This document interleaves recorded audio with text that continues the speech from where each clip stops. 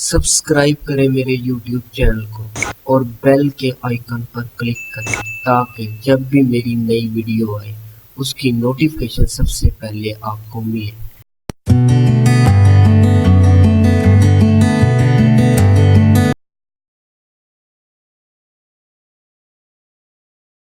अस्सलाम वालेकुम फ्रेंड्स, आप कैसे हैं? उम्मीद है सब ठीक होंगे। हमने अपने पिछले लेक्चर में ये देखा था कि measurement of elasticity of demand, उनकी 3 टाइप्स थी, उन टाइप को बताया था।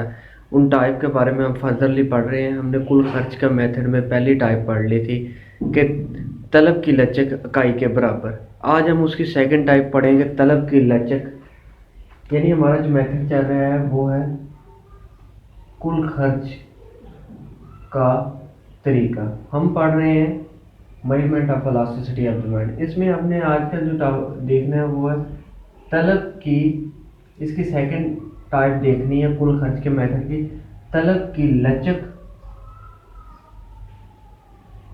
इकाई से ज्यादा, यानी ग्रेटर ऑफ द यूनिटी। इसकी डेफिनेशन होगी जब किसी शय की कीमत में कमी से कुल खर्च ज्यादा हो जाए और कीमत में इजाफे से कुल खर्च कम हो जाए तो इसमें तलब की लचक इकाई से ज्यादा होगी, यानी तलब की लचक इकाई से ज्यादा होगी। इसको हम गोशवारे और डायग्राम की मदद से देखते हैं, इसी डेफिनेशन को एक्सप्लेन करते हैं।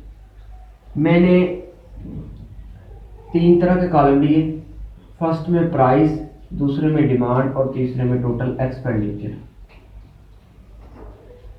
प्राइस 8, क्वांटिटी 2,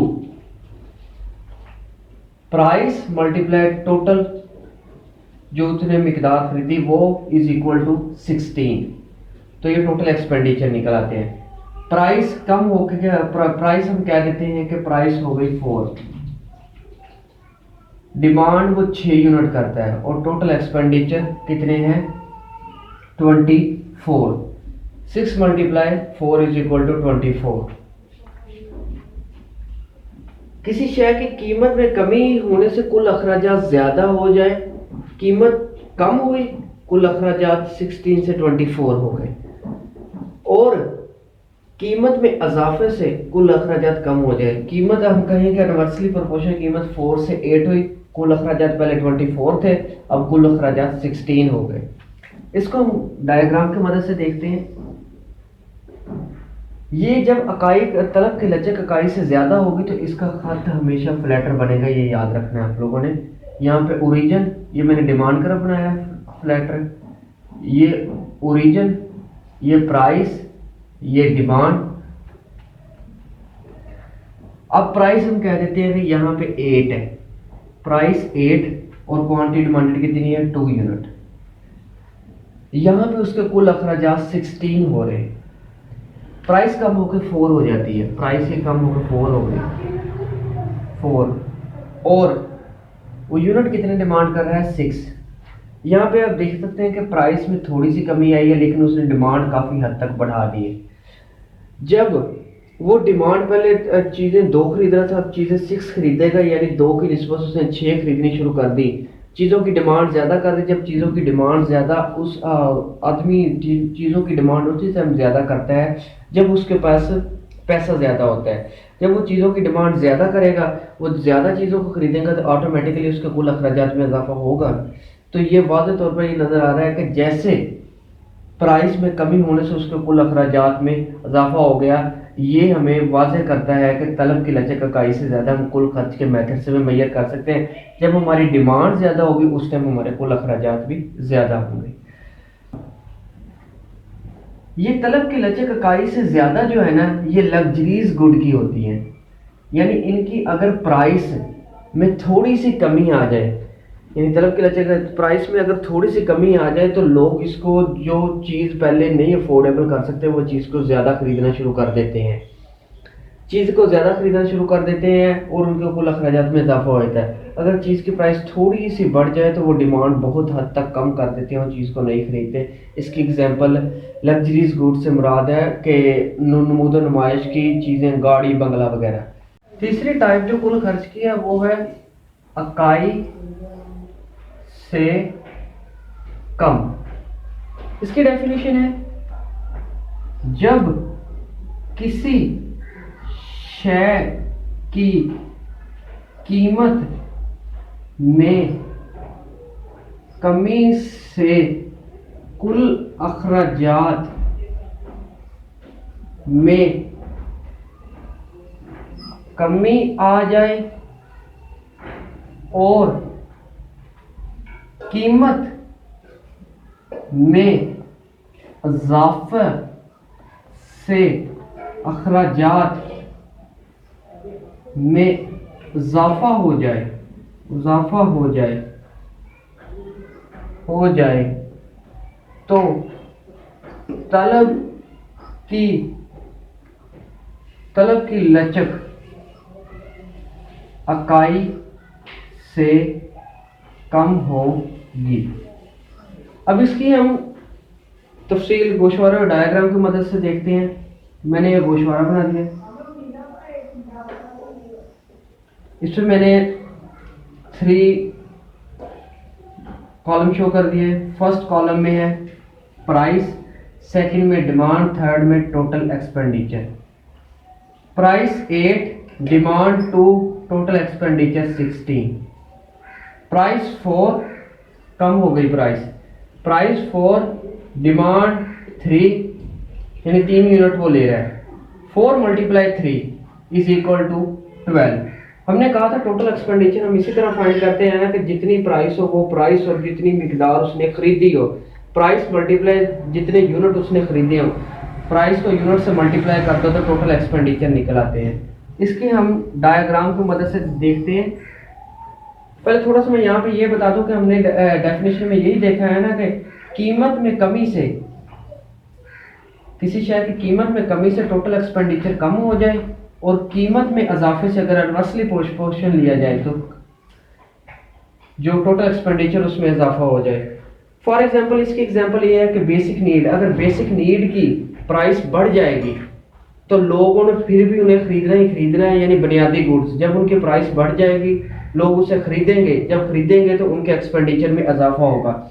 जब वही चीज़ें जो उन्हें पहले 8 रुपए पर यूनिट में मिल रही थी अब उसे 4 रुपए में मिल रही है, 4 रुपए में 1 यूनिट मिल रहा है, तो उनके टोटल एक्सपेंडिचर ऑटोमेटिकली डिक्रीज होंगे।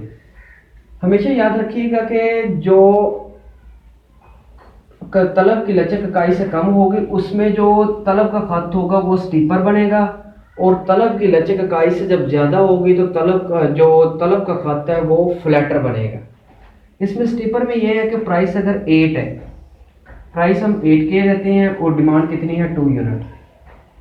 यहाँ पे 8 × 2 उसके एक्सपेंडिचर इज इक्वल टू 16 हो रही, प्राइस कम होकर 4 हो जाती है। प्राइस कम होकर 4 हो गई, टोटल एक्सपेंडिचर जो वो डिमांड कर रहा है वो 3। अगर 4 × 3 करें तो टोटल एक्सपेंडिचर उसके कितने हैं 12।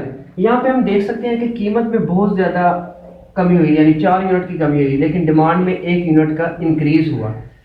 डिमांड जैसे ही प्राइस बढ़ेगी तो एक्सपेंडिचर में इजाफा हो जाएगा, प्राइस कम होगी तो एक्सपेंडिचर में कमी हो जाएगी। तो ये है तलब की लचक इकाई से कम।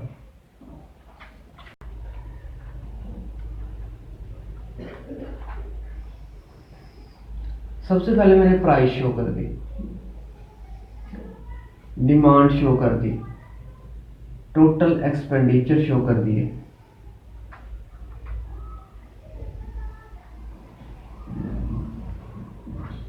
देन मैं इलास्टिसिटी शो कर दूंगा। यहाँ पे आएगा इलास्टिसिटी यानी लचक।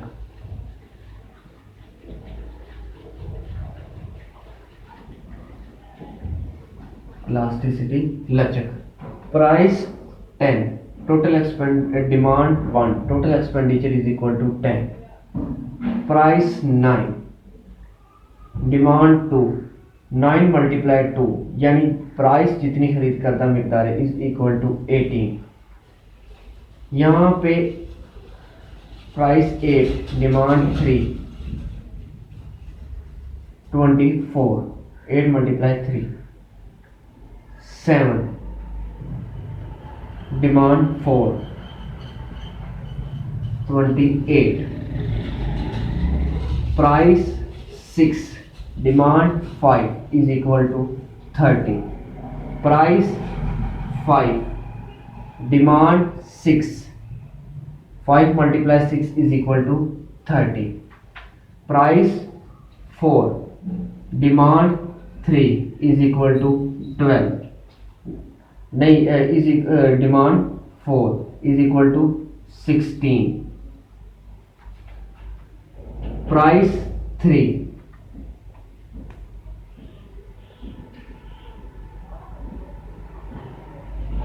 यहाँ पे आएगा 4 नहीं आएगा, यहाँ पे 7 आएगा। 4 multiply 7, 28। Price 3, demand 8, 24। Price 2, demand 9, 18। अब हम गोशवारे में तीनों टाइप देखते हैं। पहले में ये था कि किसी शय की कीमत में कमी से उसके कुल अखराजात में इजाफा हो जाए और कीमत में इजाफे से कुल अखराजात में कमी हो जाए तो यहाँ पे तलब की लचक इकाई से ज़्यादा होगी।